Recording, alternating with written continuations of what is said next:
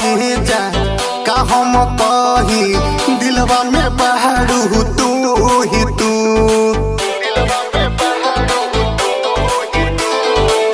सास बन के जिंदगी में आइला बोलता दिल आइला।